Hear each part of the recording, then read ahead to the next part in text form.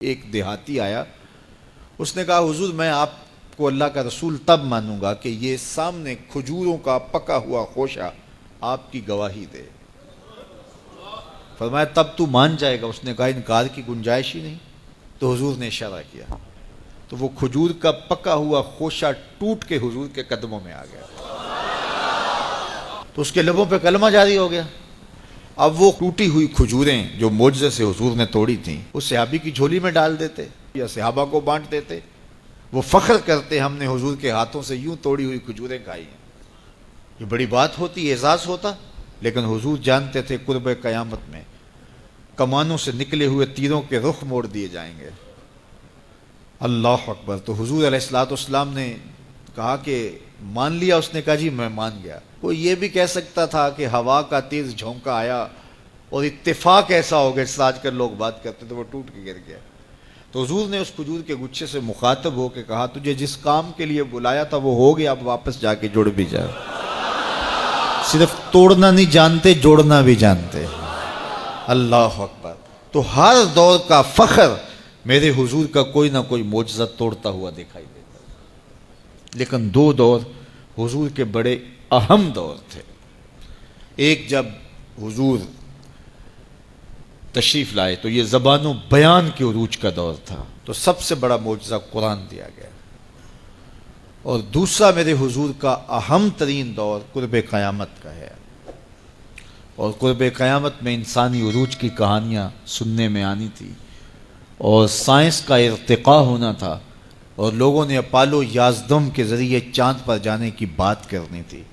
اللہ کے محبوب کو دوسرا بڑا معجزہ معراج دیا گیا کہ سائنسدان الٹی چھلانگیں بھی لگاتے رہیں، میرے محبوب کے وہاں قدم پہنچیں گے جہاں کسی کا خیال بھی نہیں پہنچ سکتا، جہاں کسی کا تصور بھی نہیں پہنچ سکتا، وہاں میرے حضور کے قدم پہنچے۔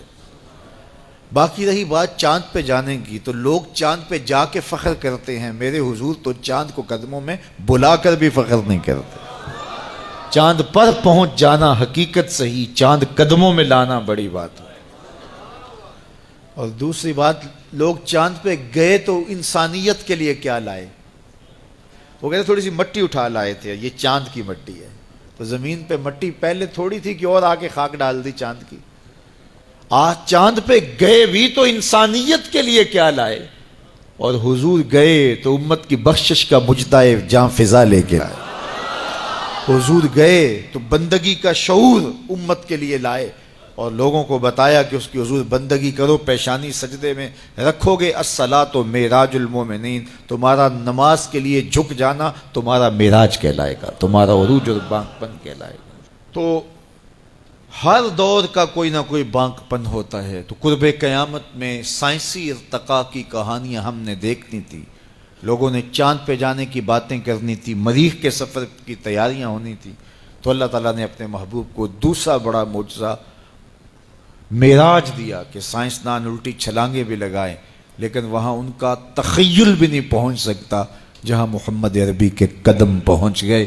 کوئی حد ہے ان کے عروج کی، بلغ العلاب کمال، وہ ان بلندیوں تک پہنچے جہاں کسی کا تصور بھی نہیں جا سکتا۔ ڈٹھے ورق قرآن دے پول سارے، تیری شان جیا نہیں کوئی ہور ڈٹھا، تیری شان دا کرے مقابلہ جڑا انہوں عاشقاں اصلی چور ڈٹھا۔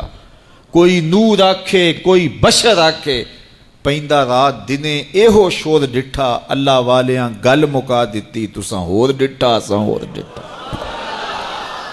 تم نے حلیمہ کی بکریوں کے پیچھے پیچھے دیکھا ہے، سدرہ پر جبریل کے آگے آگے نہیں دیکھا۔ وہ ان رفتوں تک پہنچے، ان بلندیوں تک پہنچے جہاں کسی کا تصور بھی نہیں جا سکتا۔ کوئی فلک تے رہ یار گیا، کوئی جا سدرہ تے ہار گیا، ایک کالیاں زلفاں والا سی جڑا عرش تو بھی لنگ پار گیا۔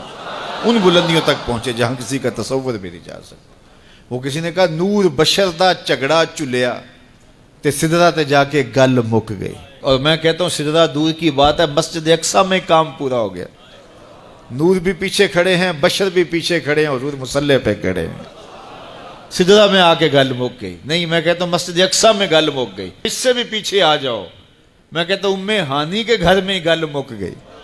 بشر تے چادر تان کے ستا، نور چمے پیا تلیاں، بشر تے چادر تان کے ستا نور چمے پیا تلیاں جس دی خاطر سجیاں ہویاں نے عرش بری دیاں گلیاں بشر تے اگے ود دائی جاوے نوری رہ گیا تھلے جس ویلے انہوں ود دیاں ویکھیا آکھے بلے بلے بلے کوئی حد ہے ان کے عروج کی بالا غل اولاب کمال میرے رب نے بھی کہا سبحان اللذی اسرا بعبدہ سبحان اللہ اللہ اکبر سبحان اللہ سبحان اللذی اسرا بعبدہ کہاں سے کہاں تک پہنچے